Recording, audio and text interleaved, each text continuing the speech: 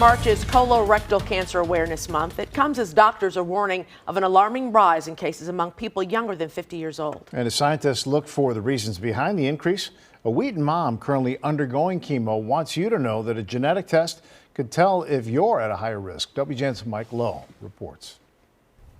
It's a quiet day in Wheaton, and Jessica Wozniak is in her kitchen making a cup of tea.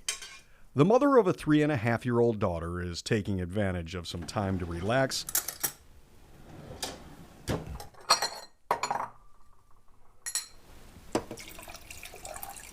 read and rest.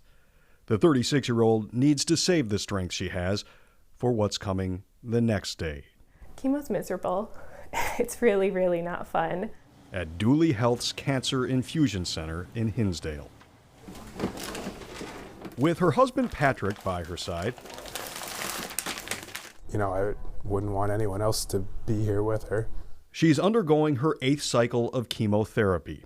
Her hands and feet are covered in cold gloves and socks to reduce two of chemo's most uncomfortable side effects, cold sensitivity and neuropathy. Her health ordeal started about 1 year ago when she came down with norovirus, an intense flu-like sickness that usually passes through the body within about 48 hours. But her abdominal pain lingered much longer. And about a month after that, I was still having kind of intermittent symptoms, stomach pain, diarrhea, just something was unsettled. But it seemed like, I couldn't have a virus for that long. At first, doctors suspected that she had developed an ovarian cyst. Still was just feeling in the morning, just cramping pain, doubling over. And I thought, this is just not normal. So I went to my primary care doctor and she said, this doesn't sound like it's only a cyst, so let's send you for a CT. Sure enough, they saw some inflammation in my colon. Doctors ordered a colonoscopy and found she had 2 masses in her colon. It was cancer. I think I realized right away that everything was going to be different, especially when I had another CT that showed some lesions on my liver. And again, I was told, oh, these could just be, fluid-filled cysts, nothing. But it was this kind of intuition that said, this is not good. And sure enough, those came back as cancerous too. The cancer had advanced to stage 4, meaning it had spread to other organs. Everything you hear about stage 4, you think, this is going to be terminal for me. What am I going to do? I'm 35, I have a 3-year-old.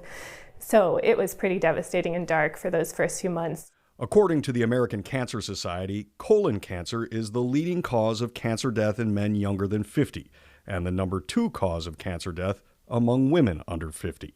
There were a lot of moments where I just cried and sat there crying, thinking, why is this happening to me? Wozniak is one of nearly 20,000 people under the age of 50 who were diagnosed with colorectal cancers last year, a dramatic increase and a medical mystery. A lot of the media about it is in terms of the environment, what people are eating, lifestyle choices and whatnot. And I think in Jessica's case, that's not necessarily true because hers is due to a genetic condition. In Wozniak's case, the cause is clear. She has Lynch syndrome, an inherited genetic condition associated with an increased risk for colon cancer.